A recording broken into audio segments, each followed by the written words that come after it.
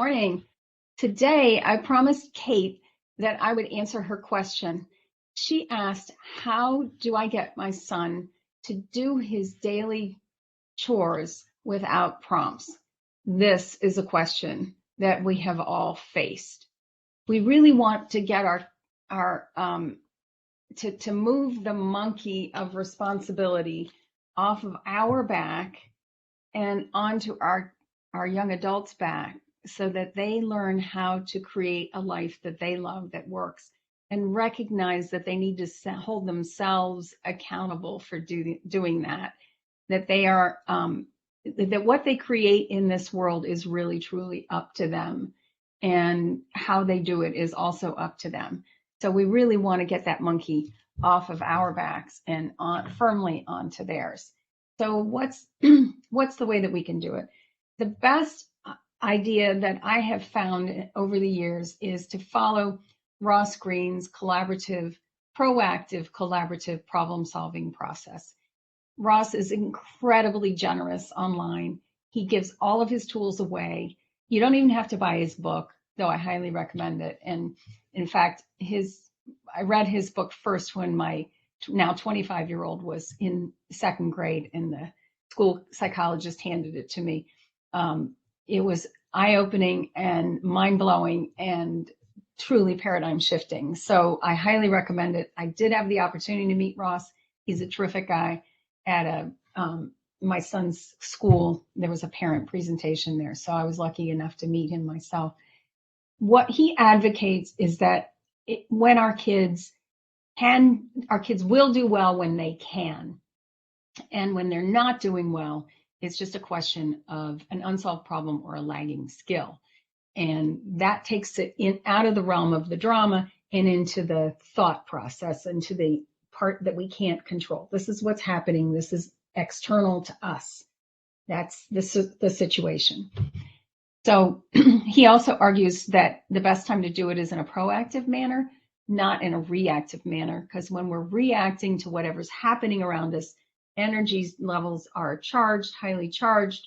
We're usually not very comfortable, and we're highly energized, and that's when we operate mostly out of our primitive brain, and we can't get our wise brain to solve the problem. So let's do it at a time when things are not highly charged.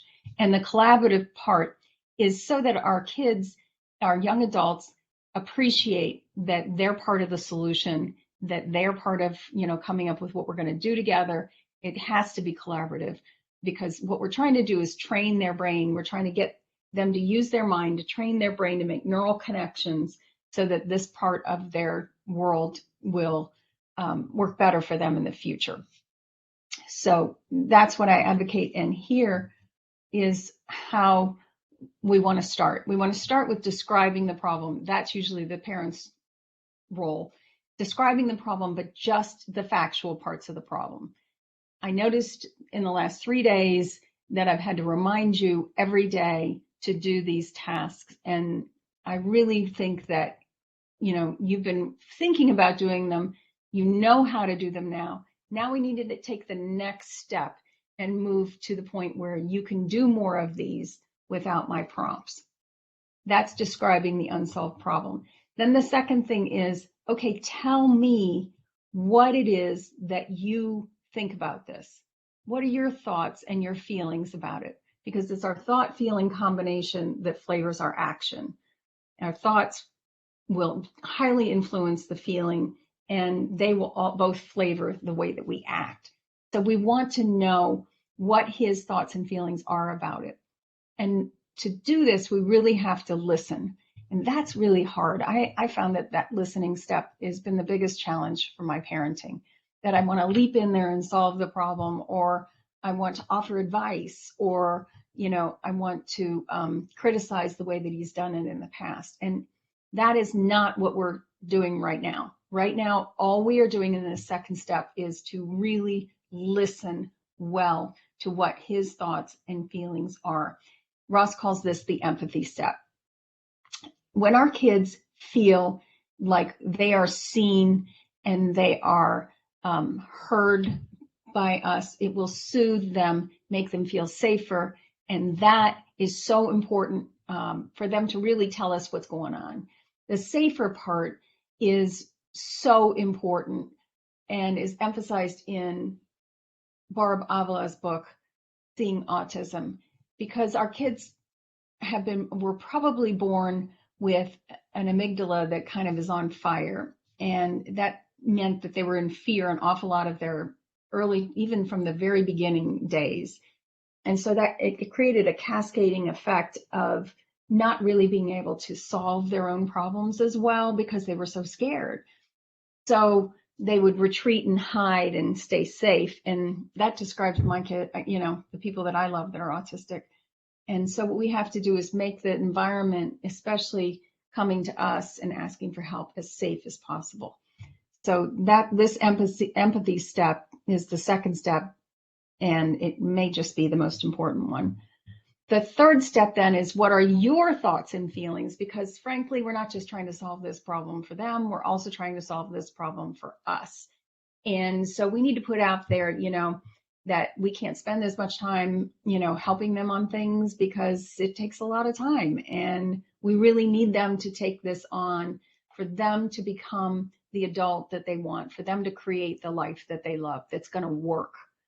And, whatever other thoughts and feelings you have about that, we need to decrease the reliance on the supports and the scaffolding that we've built in their life and get them to internalize that, especially on these routine daily tasks, so that then they can have time to take on the bigger things that they're interested in doing, becoming an animator or designing games or whatever it is that they want to do with their life. We want to get some of these actions that are really the fundamental actions on autopilot. So we want to know what their thoughts and feelings are, and then what your thoughts and feelings are third. And then finally, the last step is, where can we meet in the middle and agree to experiment with a solution, a tiny action to discover what works. If we approach this with an experimental, problem-solving, proactive, joint project, I think you'll find that hopefully there will be more progress in this area. Now, the final idea that I have that I didn't really include in here was, it's not a bad idea to check in with some of the other supportive members of your team to see, do they have any ideas? Do they have any thoughts that you can incorporate in this process? So the bottom line is, you plan in advance. You actually write down the problem. You understand you're going to pause and listen to them as well, and leave room on the paper for that. The third step then would be to put your thoughts out there.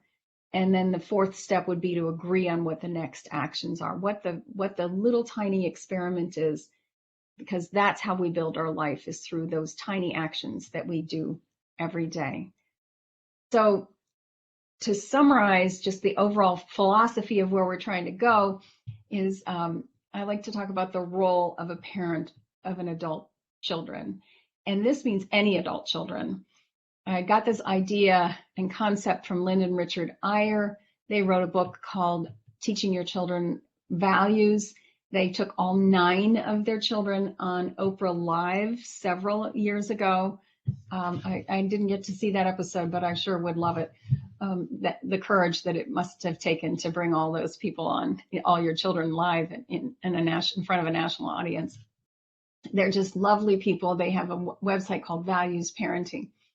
So when I was trying to find exactly where I had gotten this concept of the role of a parent of adult children, I Googled it, and lo and behold, let me tell you about it. The role is to encourage, which is what we're trying to do through this problem-solving process. The second thing is to warn. If we see that they're headed in a direction, it is our obligation to warn them. And then the third thing is to be consulted. So those 3 things form our crown. And the reason why I use a crown is because the Queen of England has these same this same role, to encourage, to warn, and to be consulted. Imagine that, in her 90+ years, the number of prime ministers and things that she's seen. Certainly, if I were a prime minister and I had a perplexing problem, I would want to go to her. and ask her for any advice. And that's exactly what we want our children to do. We want them to come to us and consult with us. And the way that they're going to do that is if they feel safe and seen and soothed in our presence, so that they're secure in the knowledge that we love them unconditionally and that we are there to help them create a life they love that works. So these are my best thoughts, Kate, and I really hope you'll find them helpful. You can go to Ross Greene's websites, just Google him. I think it's Lives in the Balance is the name of .org is the name of his website. He's got a great website. And then if you get a chance, it's Linda and Richard Eyre, E-Y-R-E. They wrote a series of books about how to raise children, how to teach your children values, responsibility, and joy, I think are the three things, which are absolutely wonderful ideas. And they have several other books. They're wonderful authors. So yeah, I'm so happy to make this for you. And if anyone else watching this video has a struggle that they'd like to share with me, please, send it to me, just direct message me or put it right in the Facebook group, and I'll be happy to do it for you too. Bye for now.